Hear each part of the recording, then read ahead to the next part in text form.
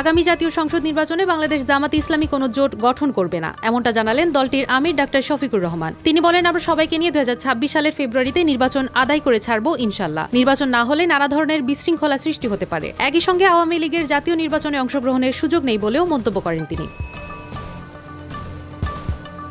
সম্প্রতি সিলেট ওসমানী আন্তর্জাতিক বিমানবন্দরে সাংবাদিকদের সঙ্গে আলাপকালে শফিকুর রহমান বলেন, আমরা জোট করব না, আমরা নির্বাচনের সমঝোতা করব। জীবন অবাক না করলে কে করবে? 28% মিল্ক ফ্যাটের অবাক করার সাথে ফ্রেশ মিল্ক পাউডার। জীবন অবাক করুক প্রতিদিন। তিনি জানান, নির্বাচনের প্রতিটি কেন্দ্রে একটি বাক্স থাকবে এবং সেই নীতির ওপর ভিত্তি করে দল এগোবে। জামাত আমির আরও বলেন, শুধু ইসলামী দল নয়, দেশপ্রেমিক ও প্রতিশ্রুতিশীল অন্যান্য সংগঠনও ইতোমধ্যে নির্বাচনী প্রক্রিয়ায় যুক্ত হচ্ছে। তার লক্ষ্য সকলকে একত্রিত করে দেশ গঠনে অবদান রাখা।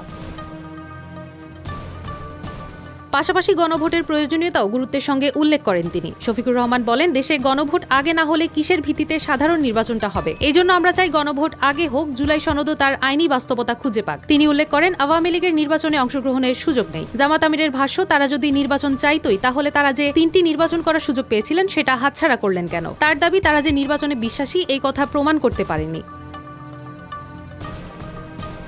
সম্প্রতি বিদেশ সফরে প্রবাসীদের সঙ্গে সাক্ষাৎ ও তাদের অবদানের প্রশংসাও করেন শফিকুর রহমান। তিনি বলেন, প্রবাসীরা তাদের ভালোবাসা ও প্রত্যাশা নিয়ে এগিয়ে এসেছেন এবং দেশের গঠনে অবদান রাখতে চান। জামাত আমির মনে করছেন, এখনও তাদের যথাযথ সম্মান প্রদর্শন করা হয়নি।